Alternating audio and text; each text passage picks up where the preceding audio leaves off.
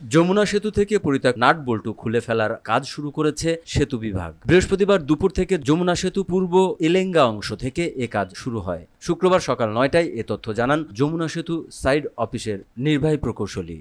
তিনি বলেন, এপ্রিল মাসের শুরুতে পরিত্যক্ত রেলপথটি অপসারণ চেয়ে আমরা ও সিরাজগঞ্জ জেলা প্রশাসন সেতু বিভাগে পৃথক দুটি চিঠি দিয়েছিলাম। সেই পরিপ্রেক্ষিতে অপসারণের কাজ শুরু হয়। এ কাজ শেষ হলে সমুদয় মালামাল রেল কর্তৃপক্ষের কাছে বুঝিয়ে দেওয়া হবে। রেলপথ সরিয়ে ফেলার পর স্থানটি কি করা হবে জানতে চাইলে নির্বাহী প্রকৌশলী বলেন, সেতু কর্তৃপক্ষ সেতু বর্ধিত করার জন্যই রেল লাইন সরিয়ে ফেলছে।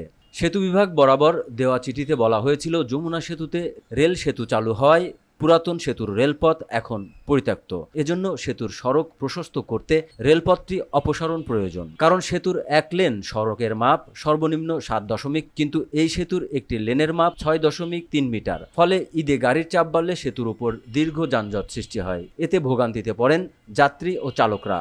অথচ সেতুর প্রশস্ত অংশে পরিত্যক্ত ও অবহেলায় পড়ে আছে 3.5 মিটার। এটি অপসারণ করা হলে সেতুর লেন দুটি আরও প্রশস্ত করা সম্ভব হবে। উল্লেখ্য, 1998 সালের 23 জুন সড়ক ও রেলপথ নিয়ে যমুনা সেতু চালু হয়। এতে ঢাকা জেলার সঙ্গে রেল ও সড়ক যোগাযোগ স্থাপিত হয়।